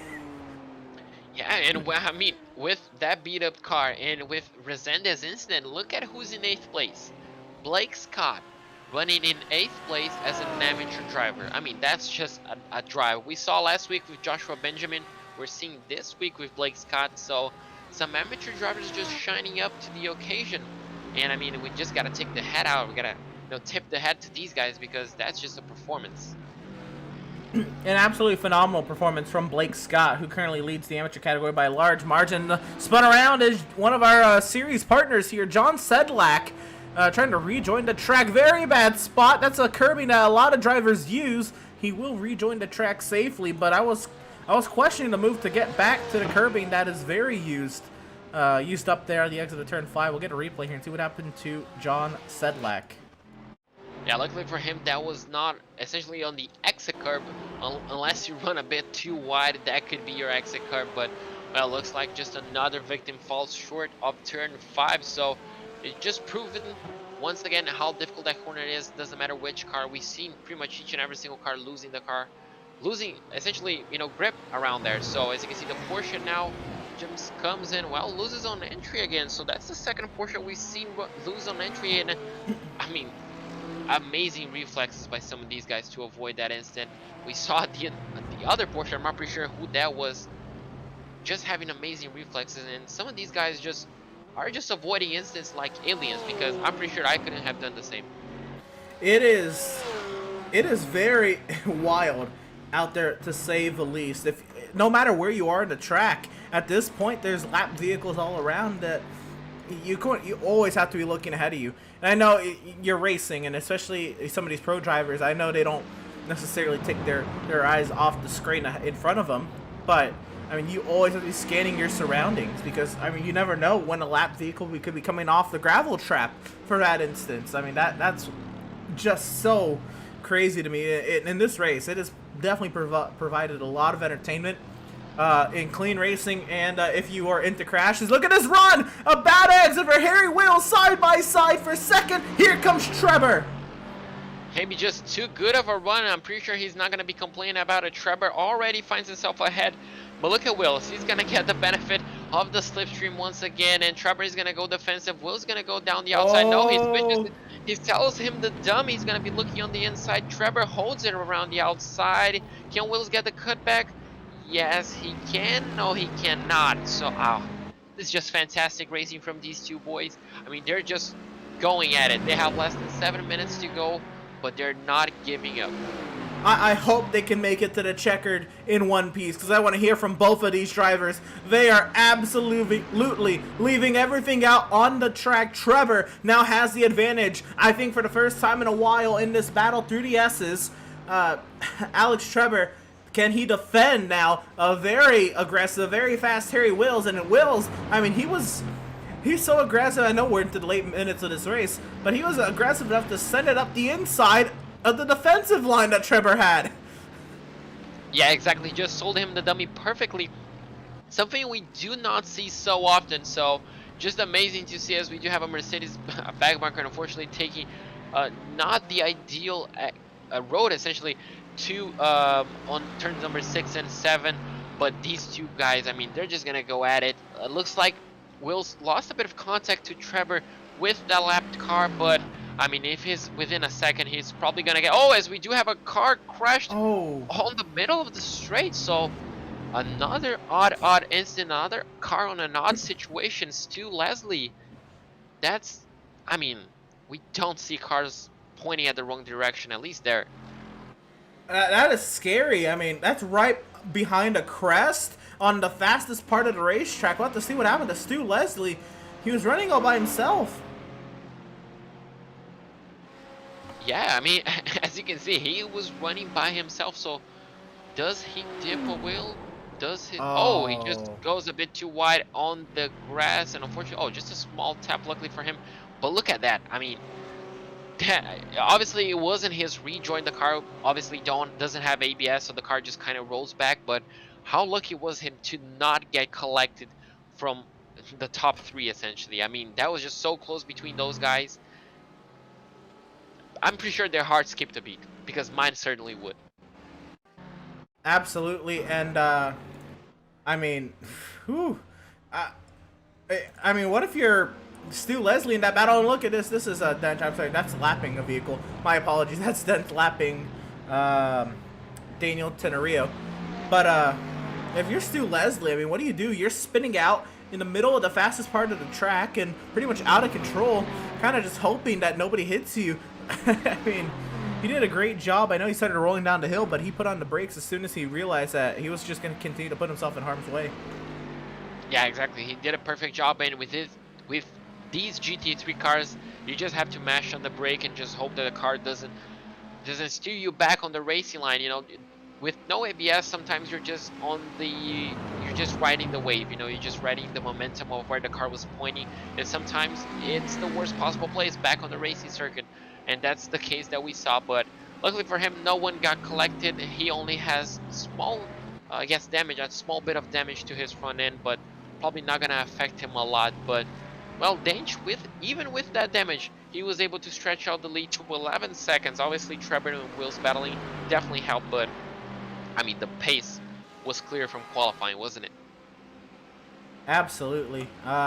Another spot for Blake Scott puts him into the 7th position. This is an amazing run for the amateur Blake Scott, the driver out of California. Really showing up tonight. His next closest competitor is last week's amateur winner, who's gotten that car repaired, by the way, Joshua Benjamin, but he's down in the 12th position. Did he make a mistake by maybe letting that damaged car sit on the racetrack for so long? Well, it's definitely be interesting, and definitely something that could play out in the championship standing. Obviously, they're going to be just flipping, but look at this right now. We do have an amateur driver ahead of a pro driver. What is the protocol here? Can he defend only 2 minutes and 40 seconds? Now, will he defend from Kaiko to hold off that overall P7 position, or will he allow Kaiko to essentially just go by in? Because he's in a lead on a different class, so I'm not pretty sure what the mindset will be for Blake Scott. Is he trying to prove a point that he's just as fast as some pro drivers? I mean, only time will tell. I don't know. Here's the thing. At the same time, Kaiko's car is damaged. Kaiko's not fighting for a spot in class. This is a very intriguing situation to continue to see here. This is the closest battle on track for the overall 7th position. Of course, Blake Scott in 7th overall, but leading the amateur category, Shane Kaiko. Oh, no! Oh, no! Oh, no. No. Within 2 minutes to go, that mistake's gonna cost him a lot. Within 2 minutes to go, can he nurse that car if he doesn't have the mandatory repair flag? Can he nurse that car within 2 laps to go to the finish to stay ahead of his main championship rival, or will he be obliged to go back to the pit lane to essentially repair that car? Because I'm speechless just how much a race can turn on its head within seconds. I mean, that's just how quickly things can happen at Road Atlanta. And he's got a large margin. We'll see this replay once again. But this is the camera we saw live as well. Curbing there in the 4 and 5. Just caught the left side curbing. And, I mean, he was a passenger once he caught that inside curbing. Yeah, I mean, and those jumps definitely did not help him, allowed him to slow down whatsoever, and he just head straight first into the barrier. That obviously could help him a bit if he doesn't have any suspension damage, and obviously the engine on the Lamborghini is a mid-engine car, so it's not on the front like it's on the Mercedes or the BMW, so that could also help him quite a bit. Now the gap is closing down between him and Joshua Benjamin, but is it going down fast enough? I don't think Benjamin has a legitimate opportunity. It comes down to, is he going to be forced to pit here for, like you said, the required repairs flag, the meatball flag is we call it. There's a car coming to a stop at Frederick DeMaio going around off the chicane, but our race leader Matthew Dench has taken started the final lap. It's not official that we're on the white flag yet, but he did take the white flag at the flag stand, and now Matthew Dench has officially, I guess, triggered the white flag presented by Tucson Sound Art, of course, and Matthew Dench with his 11-second advantage. A phenomenal job today. Just now has half the circuit to go. Really only one, after this corner, one real braking zone left in this race. A phenomenal job from Matthew Dench, but it did not come easy. Jackson Resende put up a amazing fight, and then getting caught up with the lap vehicle, it just worked out in Dench's favor. Yeah, exactly. Unfortunately, me and you, Emerson, the viewers, got robbed from a spectacular finish between him and Resende, but you know, it's definitely deserved as well. He has shown the pace since qualifying. He was within thousands of the pole, and he led quite a bit of the race, and well, this win is definitely deserved for him as well. Matthew Dench, after coming quite close last week, he does finally win on the second round, and well, I'm pretty sure he's going to be ecstatic with that. As Matthew Dench will win here at Michelin Raceway Road Atlanta. Harry Wills, is he out of fuel? Harry Wills from the podium, and that car is sputtering. He was in third place. Look at him just tumbling down. He's already in fifth. Can he cross the line before Nixon? Is that Nixon? Oh, it is. Oh my God, he's gonna lose 2 positions, does he? No, looks like he only lost 1, and he's gonna finish off in P6. And that's the tidiest of margins. He was battling on pit lane, remember? So that's some of the risks that some drivers take to essentially get track position, but unfortunately, the calculator got a bit wrong, and unfortunately for him, after battling for second, he finishes off in 6th. Well, you gotta think he was fighting so hard with Alex Trebor that maybe, I don't know. It is a road course, so you're still gonna end up using the same braking points relatively, but maybe was the battle of Alex Trebor enough to throw off the calculation. But as you said, he was battling in the pit lane. Maybe he attempted to under-fuel the car, hoping he can get out to a little bit of an advantage and save fuel, but Trebor just really caught up to him right away. Matthew Dench has already pulled off the track, so Alex Trebor is our highest running driver on the cooldown lap. But, I mean, how the turns have tabled in not in Harry Wills' favor. After he was looking for very steady for a second place finish, Scott Rister will make his way onto the podium. I mean, Rister is gonna be ecstatic with that result because it pretty much came out of nowhere literally on the final corner of the race, and well, I mean, the race is only over when the checker flag drops, and well, that's just the final. I mean, that just proven everything. Absolutely. I have to say, JP, I think what we just witnessed was an instant classic at Road America. Action all day, battles all day. Well, we're going to take a break, and we'll be on the far side of the break. We're going to dissect it all with our post-race interviews. Hopefully we'll get to hear from Matthew Dench and see what he thought about the incident with the lap vehicle. All this and more coming up on the far side of our now post-race break. You're not going to want to miss all the post-race coverage here of the NARL from Michelin Raceway Road Atlanta. Again, I think an instant classic we saw tonight, and you're going to want to stick around.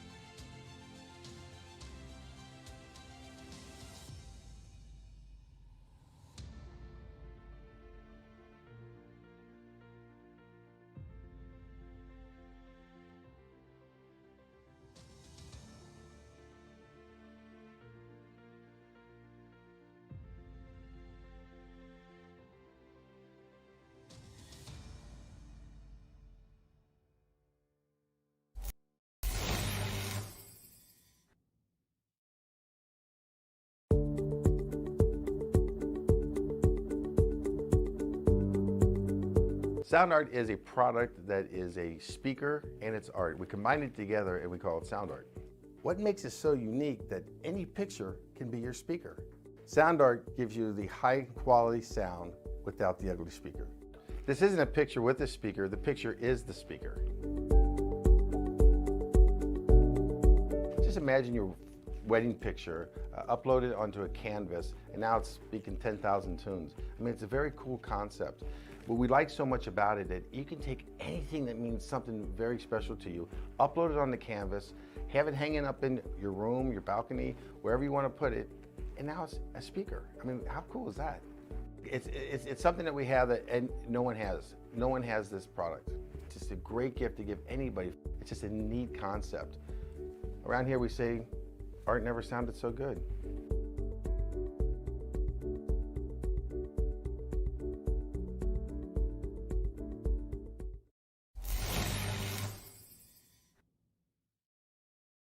Have you found yourself trying to hide your joy because you're unhappy with your teeth? Your smile is the first feature noticed in an interview, on a date, or in family photos. We want you to be able to shine bright as your best self, and our teeth whitening system is the perfect step toward restoring your confidence.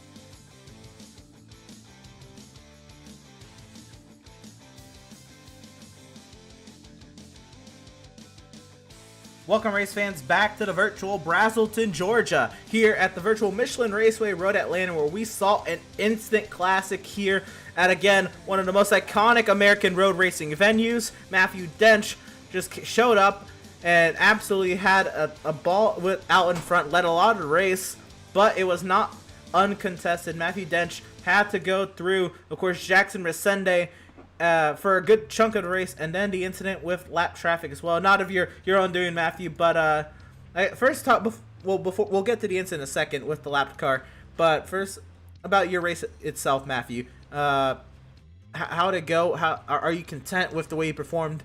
I guess taking the Are you content with the way the race went? The race was pretty good up until like the little incident at the last corner there, but the speed difference between what we're running up front and the cars we were lapping is quite a big one, and yeah, we're getting checked up in places we didn't really expect to be getting checked up. I ended up bumping a white McLaren as well through the bottom of the S's, but overall it's really good track, really tricky on some of the corners, super bumpy, fast speeds. Yeah, really good there. Absolutely. Right from the moment qualifying ended, where we saw the margin between you and Resende, 19 1/1000ths, the gap in qualifying between you two. did you expect Resende to kind of carry that over to the race? And then when you were able to kind of, I say easily, but nothing's really easy, especially when you're going against somebody like a Jackson Resende. But it looked easy. Your overtake on Resende, and then you were able to hold him off through the pit stop. Were you expecting that after how close it was in quali? I think our qualifying times were a bit slow, to be honest. I know Jackson was running 18.3s in practice, and I also ran 18.3s and 18.2s. So I think we probably just both messed up our quali laps, to be honest. All right. So we get to the race, the pit stop happens, and ultimately I think what came down to it was the pole position that Resende had. But what do you think was the ultimate thing that switched the lead right there on the green flag ground, the pit stops? Yeah, I ended up overfilling by probably like 4 or 5 liters, but yeah, I think Jackson he got to save a lot of fuel. Like I tried sitting in behind him for the first few laps, and I was just like, I'm gonna end up making a mistake, not being able to see anything on these blind corners. So I just thought I'd go by and just try and get away. But yeah, just you burn a bit too much fuel and you can't save as much. So yeah, the pit stop comes around. He's still with a second, so he gets by. All right, and now we'll get to the question I think everybody's been waiting for. What did you see when the lap vehicle was trying to get out of Resende's way? They came together. And then, of course, there wasn't much room for you to get by yourself, and there was contact between you and Resende as well. What did you all see from that? Yeah, I had a look at the replay. On the replay, it showed his car straightening up straight away, but during the race, it looked like he was like did a bit of a fishtail. So I tried to go 2 wheels out on the grass, and yeah, there's not much I can really do from that point onwards. There was maybe like a foot gap between our cars, so a bit of net code, unfortunately. Right. By no means was that your fault. It was just a whole chain reaction of events that stemmed from the initial conflict between Jackson and the lap vehicle. But Matthew, with that being said, you led 31 of the 38 laps ran today. A very dominant performance at that. I know it was highly contested by Jackson all day, but a very dominant performance. You can leave today very content with your run today at Michelin Raceway Road Atlanta. How do you feel about next time out at Interlagos? Interlagos, another really fun track. I just got done the other day doing another league race there, so I'm pretty familiar with the track already. So it should be great. Right on, Matthew. We're going to give you the floor now to shout out whoever you got to shout out. Thank you, ever got to thank, for your very dominant race-winning run today here at Michelin Raceway Road Atlanta. There's no thank you. Still flying solo with everything, so yeah, just winging it. Fair enough. Well, Matthew, once again, congratulations on the win today at Road Atlanta. Best of luck to you next time out at Interlagos. All right, thank you. And that was race winner, overall race winner, and pro race winner, Matthew Dench. Now we're going to send it over to JP Costa, who's standing by with our amateur race winner, Blake Scott. So, Blake Scott, what a performance you had tonight. I mean, honestly, it's just so amazing to see an amateur driver, sticking up with some of the big guys in the pro class, and obviously finish up in 7th place overall. I mean, that's just an amazing result. Talk us just through your race, I mean, in general, without going into specifics, because it just seemed like you were on your own in the pocket of air during the race, and you just felt comfortable in it. Yeah, man, I had a great race. I was having a lot of fun out there. I got lucky. I was able to kind of jump in between a couple of pros and separate myself from the 2nd place AM car and put a little gap between me and him. And from there on, I was just in the zone. Felt like I checked out, and yeah, from there on, I had a great race. Well, you definitely checked out from the other, even pro drivers, but you definitely checked out from the other amateur drivers. And near the end, we saw you battling with another pro driver, and a question came up to the booth, how would you react? How were you going to react? Do you just let them by because they're on a different class, or do you actually defend for the overall position? Yeah, I definitely want to be respectful towards the pro class, but at the same time, it is battling for position on track, so I will battle, but I'm not going to take them out. But yeah, I had a lot of fun out there battling with the pros. It was cool. And I mean, within 2 minutes to go, I'm pretty sure you're I'm pretty sure your heart sank. You know, we all saw the incident. We saw it live, actually, pretty much happening. And I mean, just talk us through what happened. Yeah, I had I don't know who exactly was right behind me, but I had a pro right behind me who I wanted to keep behind me for position, and I just took my eyes. I don't know. I lost focus there for a second and went off after the S's. Luckily, I was able to keep the car going and keep my race going, so I was happy about that. Well, you were laughing. We were so worried that you were going to get like a black required repairs flag, but luckily it seemed like that wasn't the case. And I mean, our hearts sank at that moment in time because you were having such a fantastic race, and within 2 minutes to go to everything nearly go wrong. I mean, it was pretty much gut wrenching for us, but you know, it was a fantastic result. You managed to pull it through. Who do you have to thank for your win? I'd like to thank Scott Racing, my dad out there, threw my livery together today for the Lambo. Last minute, I was actually going to drive the Porsche. So yeah, shout out Scott Racing. Hopefully he's up here battling with me next week at Interlagos. Looking forward to it. Well, looking forward to hopefully talking to you next week as well. I wish you best of luck. Alrighty, have a good night. Thanks, guys. Well, that was Blake Scott, our amateur class winner. Unfortunately, quite close to finishing 7th place overall with that late incident, but I'm gonna pass it back to you, Emerson, for the 2nd place pro finisher, Alex Treber.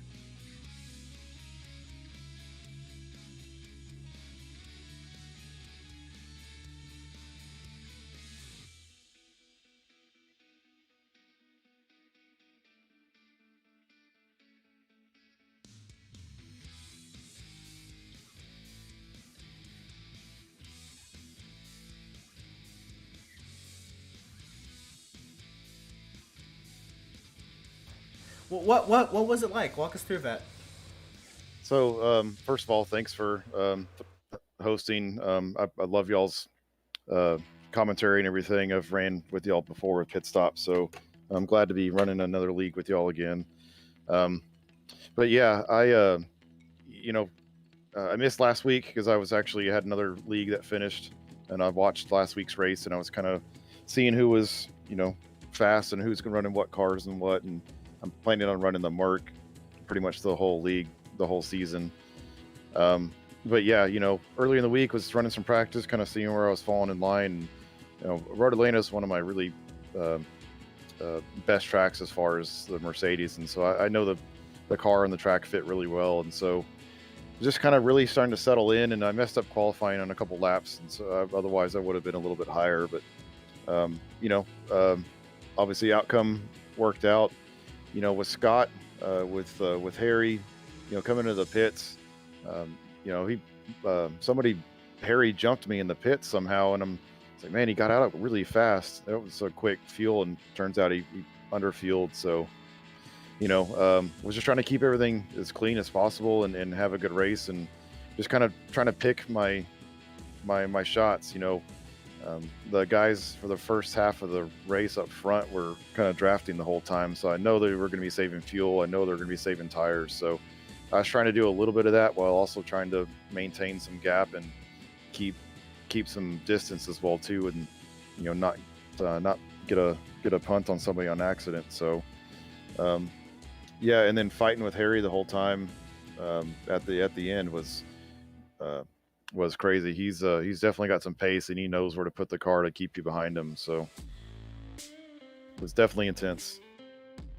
Absolutely, very intense indeed. There's even one moment I vividly remember when you had defended into the chicane, and he sent it even to the inside of your defensive line. Were you expecting that?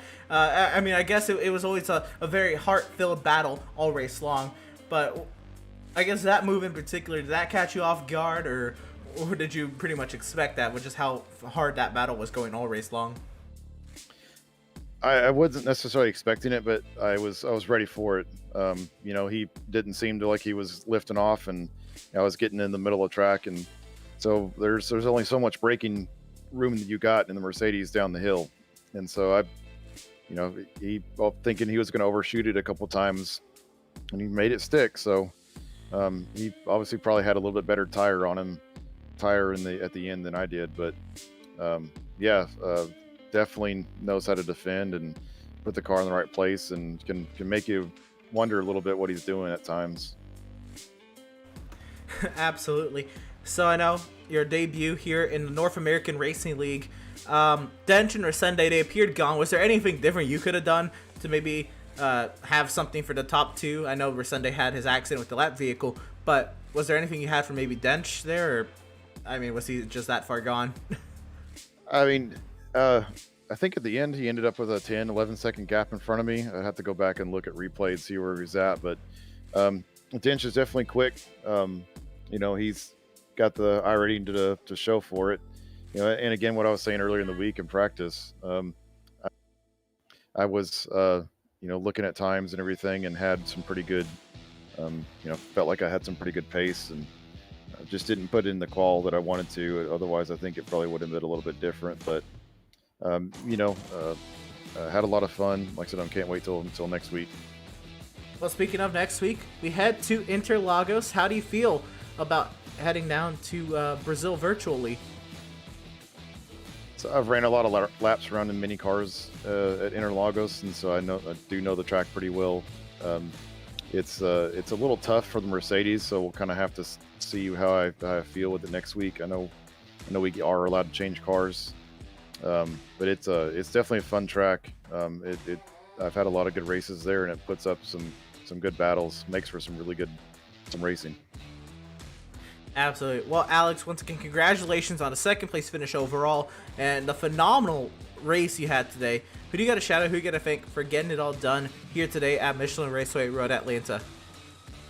Got to say, you know, thanks for FTR for putting up the time and letting me run with them and everything. KM Cargo, you know, race pace.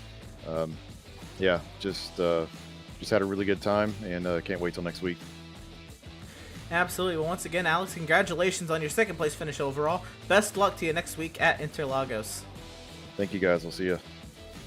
And that was second place overall finisher Alex Trevor, second place finisher in the Pro category. JP, you're going to be standing by with our second place finisher in the Amateur category and last week's Amateur class winner, Joshua Benjamin. So Joshua, unfortunately for you, was not a repeat of what we saw last week, but you kind of had a quiet race throughout the field. The beginning was a bit hectic, but after nearly the end, it kind of just calmed down, didn't it? I might have looked quiet from your guys' perspective, not from mine. Nah, honestly, I wasn't expecting to be able to talk to you guys this week. I botched all three of my qualifying laps, so I had to start 29th, and then somebody lost it on the pace lap and ripped my nose off. Oh, so yeah, me and Emerson were kind of contemplating how did that damage happen, and I guess, well, we kind of got answered really quickly. So on the pace lap already, not starting ideally, I guess, your race, but as you mentioned, you botched three of your qualifying laps, so it was a bit of a recovery race from your point of view. It wasn't even recovery, it was all about survival. I was saying that all week. This is not one of my strongest tracks. I'm not very confident here. The rest of this series, I'm looking really, really good. If this is how I perform at my worst track, I'm feeling pretty good about it. Yeah, I was just gonna mention, well, if this is not your favorite track, this is not a track that you do very well, I mean, you should be really golden. And obviously next week at Interlagos it should be really interesting. But before we go there in Interlagos, I mean, just talk us through how difficult this track was. You talked it's just about surviving. How is it so difficult? There's only really two passing zones. You can only really pass when you're getting down heavy into the brakes, or if you're lucky and get a run through T1, or sorry, through the last turn. If those are really the only options you have, and other than that, you just got to fall in line through the S's and hope nobody spins in front of you and collects you into something that's not of your doing. And well, next week is going to be quite the opposite, isn't it? Interlagos provides us great racing throughout the racetrack itself. It's just open for overtakes, and well, you said you feel quite comfortable. Is Interlagos one of your strongest tracks? Interlagos, I've put a lot of hours in. I like that track a lot. It's not, I wouldn't say it's one of my strongest, but passion has a funny way of trumping logic, and I really, really like that place. Well, obviously being my home track is just, warms my heart hearing those words. But yeah, it's a fantastic racetrack. And with that confidence, I'm pretty sure we're gonna be hearing from you next week. But before I let you go, who do you have to thank for? Thank Team Mystic again for the support. I'd like to thank the NARL for making this happen. I'd like to thank you guys for this amazing broadcast. Thanks, everyone. Well, thank you, and hopefully, as we mentioned, hopefully we'll talk to you next week, and well, we'll see that Lambo hopefully with just one piece. But yeah, Emerson, that was Joshua Benjamin, our second place finisher of tonight's race. Unfortunately, one spot shy of where he was last week, but sounds really confident for next week. Yeah, absolutely. And a lot of people make a grab bag of emotions, kind of like heading into Road Atlanta, though, in my opinion. I don't know how you can not like Road Atlanta. But anyway, and I'm sure you'd probably say the same about Interlagos. But anyway, we look at it, they're difficult tracks. By no stretch of the imagination are they going to be easy circuits today, Road Atlanta, or next week at Interlagos. So I do expect a grab bag of emotions. But it's very interesting to see that these drivers doing well have mixed emotions about every track. We're just going to have to see if they can, show up and put the same performances they've had over the past couple weeks right up to par with next week at Interlagos, or will somebody else step up to the plate? But let's see how everybody else came down to the checkered, if they did come down to the checkered, because it was wild to say the least. I don't even know. I mean, we still had changes. The third place driver in the overall standings changed in the last corner. Scott Rister took third position there over Harry Wills, running out of fuel. Actually, he's classified in 10th. My goodness, that's actually, I don't think that is the correct classification. So we're gonna do it there. See if we can get this correct here. No, I don't. Oh yeah, Scott Rister's there in third. Micah Barnett in fourth. EJ Nixon will come home in fifth over Shane Kaiko, sixth. Ian Lake in seventh. Armando Bejaran in eighth. Blake Scott ninth, and Harry Wills in 10th. Finish off in 11th place, we do have Fabio Zamperlini, so unfortunately that early strategy did not work. Joshua Benjamin, who we just heard from, finished off in 12th, the first car to go a lap down.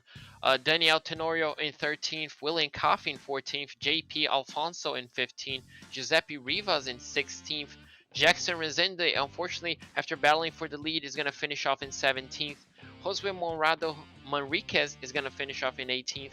John Sedlak in 19th, and Bruno Alcaraz in 20th. On to the next page, the results we'll see. Federico Tamayo, who had a lot of these drivers on this page, honestly had some trouble tonight. Philip Ranieri in 22nd, Mike Braun in 23rd, Chad Klinger 24th, Stu Leslie had his trouble into the chicane there in 25th, Mark Scott 26th. Our astronaut-in-chief Tyler Graff will be 27th after he came down from his landing from the moon and had another off in turn number 1. WF Armero Jr. comes home 28th. Clarence Rosa will start from the pit lane, come home in 29th. Tyler Campbell there in 30th. I'm sorry, not Tyler Graff. Tyler Graff did not go to me. Tyler Campbell did. I cannot get our astronauts confused. The Tylers, I did get confused. Aldo Secklin 33rd, Sean Patterson 32nd, and Greg Fullwood in 33rd. Fullwood only made a couple of laps, and he will fall out of the race very early. But JP, I've said many times now that I thoroughly enjoyed this race from all aspects. Well, what say you about the show we had put in front of us tonight? I mean, it's just something that we expect from Road Atlanta, isn't it? It's unfortunately a bit of carnage, but we just kind of get used to it because the curves are so unforgiving, the track is just so unforgiving. But after we look past that, we do see amazing battles for positions. We saw the lead changing, we saw people battling for podium spots, and we saw battles throughout the grid.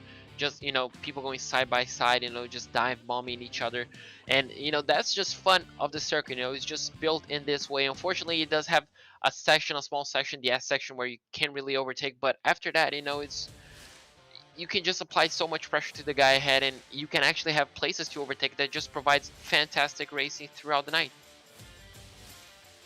Absolutely, and of course, we're going to take this time now to shout out some of our partners at the North American Racing League. Like, of course, we have Race Lab, which helps you improve your driving skills with modern overlays, race statistics, and native VR integration. You can get the best out of iRacing. Start using it now for free at Racelab. Ooh, wow. Racelab.app. My apologies there. JS Consulting provides custom website and app development, including iRacing League website design and hosting. Find JS Consulting at johnsedlak.com, and Tam Liveries offers custom packages for some of the best livery designs in iRacing. Used by pros and amateurs, you'll definitely look good on the track. And of course, our partners here at Pit Stop TV who make things go around and keep the lights on here. Tucson Sound Art, your picture, your music. Use promo code PitStopTV at checkout for 10% off of your wall-mounted sound art device today. You can check them out there at the website www.tucsonsoundart.com. We're also presented by Race Pace Setups. Of course, pick up pace with Race Pace, a community-driven setup shop and driver development program. There's that Discord link in the bottom right. Go check them out if you want to get in on all the sports car setup action in that community. Great community over there that Tyler Campbell has. Permanent makeup and cryo in Maine. You deserve the best care that money can buy. You can check them out. Contact them at permanentmakeupinmaine.com. Our friends at BAM Racing Videos, by a race fan, for the racing community, and of course Whiplash Media, the official graphic and camera provider of Pit Stop TV. Make sure you check out www.pitstoptv.com/whiplash for us to see how you can get in on all the iBroadcast camera and graphic action. And of course, also stick around at www.pitstoptv.com and hit that / and type in Cars Esports Tour if you want to get in on the Cars Esports Tour action. The Cars Esports Tour is back. Entries are open to all Cars Tour competitors as well as other select short track stars and iRacers. Cars Esports Tour races will be held on Wednesdays. Practice starts at 6 p.m. Eastern. And of course, make sure you go to that website, www.pitstoptv.com /Cars Esports Tour for more info. And speaking of it, the Cars Esports Tour, we kick it off next Wednesday night.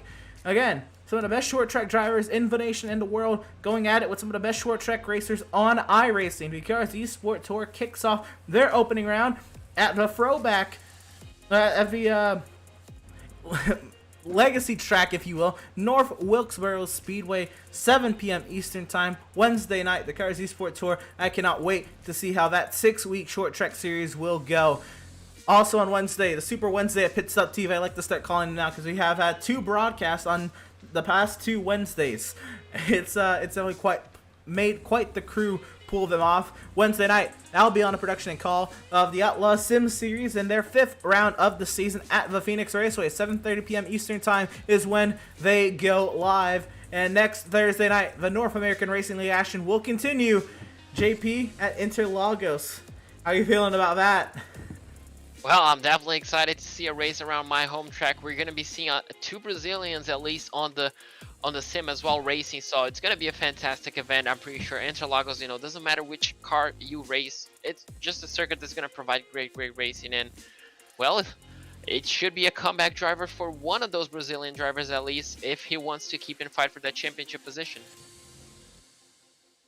Absolutely. And if you want to keep up with all of these series here at Pit Stop TV, now Nork, you don't see on this graphic, Nork is taking it off this week. They'll be back with their action at Legacy Daytona in a couple of Tuesdays from, not this upcoming Tuesday, but the following Tuesday. But you can keep up with updates like that and more at Pit Stop TV and our social media outlets, where we have been absolutely on it. Trey Shuttlesworth, Andrew Cardinale, the fourth, and myself, pumping out social media content all week long. You can check them out at facebook.com /PitStopTV. You can check out our Instagram at pit_stop_TV and our Twitter at pitstopTV_. We have a Twitch channel, of course, where we have these races going live as well. Twitch.tv /pit_stop_TV, and our YouTube channel, youtube.com /pit_PitStopTV1. But yeah, that's gonna do it for us here at Michelin Raceway Road Atlanta. Happy to have had you all here for tonight's action, tuning in and joining us, and we hope you enjoyed tonight's broadcast. And for all of us at Pit Stop TV, João Paulo Costa alongside me, Trey Shuttlesworth on social media coverage, I'm Emerson Arden. Thank you all for tuning in. Y'all stay safe, y'all stay cool. We will see y'all next time.